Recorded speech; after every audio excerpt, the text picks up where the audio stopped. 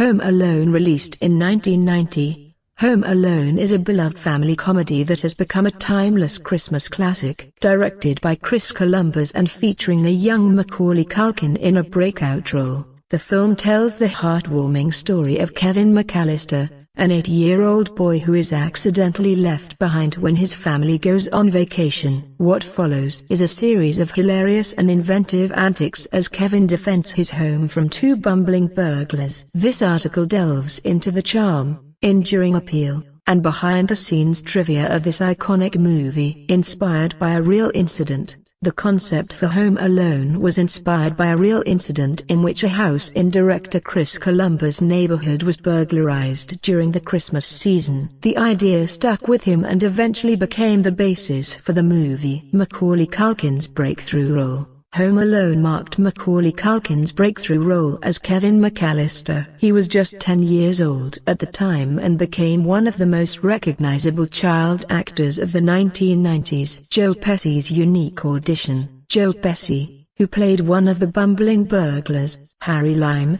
initially turned down the role because he was hesitant to do a children's film. However, when he learned that the role would require him to refrain from using profanity, he was intrigued and agreed to audition. Pesci's audition consisted of him muttering expletives under his breath, which impressed the filmmakers and helped him land the part. Tarantula scene. In the scene where Kevin places a tarantula on Marv's face, Daniel Stern, who played Marv, had to bite a fake spider. However, he insisted on having the real spider on his face for one take to make the reaction more authentic. The spider was removed before it could bite him. John Candy's impromptu role. John Candy's role as Gus Polinski, the polka band leader, was originally a small cameo. However, Candy improvised many of his lines, resulting in more screen time. His scenes were filmed in just one day. Guinness World Record. At the time of its release, Home Alone became the highest-grossing comedy film of all time. It held this record until 2011, when it was surpassed by The Hangover Part 2. Old movie clips. The black-and-white movie that Kevin watches in Home Alone is not a real film from the 1940s. It was specifically created for the movie and is called Angels with Filthy Souls. The sequel, Angels with Even Filthier Souls, was made for Home Alone 2. Lost in New York. Directorial change. Chris Columbus was originally hired to write the script for Home Alone but was later offered the director's chair as well when the initial director dropped out. Columbus accepted the challenge and successfully helmed the film. Real-life McAllister house. The exterior shots of the McAllister house were filmed at a real residence located in Winnetka,